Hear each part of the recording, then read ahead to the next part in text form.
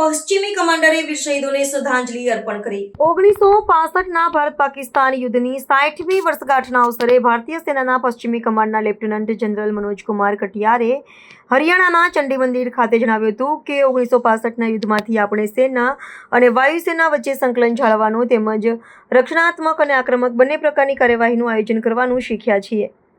ઐતિહાસિક યુદ્ધના 6 દાયકા પૂર્ણ થવાના પ્રસંગે લેફ્ટનન્ટ જનરલ કટિયારે ભારપૂર્વક જણાવ્યું કે 1965ના યુદ્ધના અનુભવોએ ભારતીય સશસ્ત્ર દળોની વ્યૂહાત્મક વિચારસરણી અને સંયુક્ત કાર્યવાહીની ક્ષમતાને આકાર આપવામાં નિર્ણાયક ભૂમિકા ભજવી છે। તેમણે બંને સેનાઓ વચ્ચેના ઊંડાણપૂર્વકના તાલમેલ, આંતર કાર્યક્ષમતા અને સંયુક્ત તૈયારીઓના મહત્વ પર પ્રકાશ પાડ્યો છે, જે વર્તમાન સમયમાં પણ દેશની સુરક્ષા માટે અત્યંત આવશ્યક છે। આ પ્રસંગે તેમણે 1965ના યુદ્ધમાં દેશ માટે સર્વોચ્ચ બલિદાન આપનારા વીર સૈનિકોને શ્રદ્ધાંજલિ અર્પણ કરી હતી અને તેમના શૌર્યનું સ્મરણ કર્યું હતું। તેમનું આ નિવેદન પશ્ચિમી સરહદ પર ભારતીય સેનાની મજબૂત ઓપરેશનલ તૈયારીઓ અને સેનાના કલ્યાણકારી કાર્યો પ્રત્યેની પ્રતિબદ્ધતાને રેખાંકિત કરે कि 1965 में एक्चुअली हमारे लिए 1965 एक बहुत महत्वपूर्ण युद्ध था, क्योंकि 62 के बाद ये लड़ाई हमने लड़ी और इस युद्ध के बाद एक बार फिर देश का भरोसा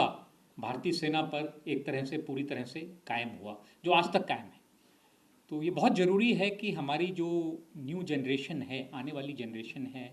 प्रेजेंट जनरेशन है, वो 1965 वॉर के बारे में जाने, उसको समझे। और जैसा मैंने कहा, हमारे बहुत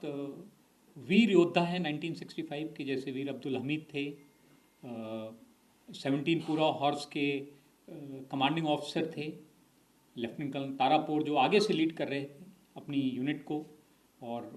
शहीद हुए, वो परमवीर चक्र मिला उनको। तो इन सब के बारे में हमारी जो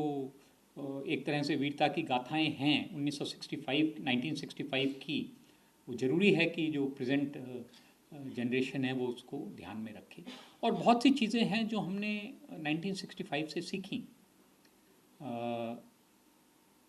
किस तरीके से हमें आर्मी और एयरफोर्स का कोऑर्डिनेशन रखना है, किस तरीके से प्लानिंग करनी है डिफेंसिव ऑपरेशंस की, ऑफेंसिव ऑपरेशंस की। तो बहुत सी चीज़ें हमने 1965 वॉर से सीखी हैं, जो हम अभी भी जिनको हम अपनी सिखलाई में शामिल कर रहे हैं। और एक सबसे बड़ी चीज़ जो हमने सीखी 1965 वॉर से, वो ये था कि टेक्नोलॉजी ज़रूरी है, मशीन ज़रूरी हैं, पर मैन बिहाइंड द मशीन भी बहुत इम्पॉर्टेंट है, यानी वो ज़्यादा इम्पॉर्टेंट है। क्योंकि इस लड़ाई में पाकिस्तान के पास टैंक भी अच्छी टेक्नोलॉजी के थे, हवाई जहाज़ भी अच्छी टेक्नोलॉजी के थे, पर हमने जीत हासिल की क्योंकि हमारे सिपाहियों का हौसला, उनका मनोबल, उनका मोटिवेशन बहुत हाई।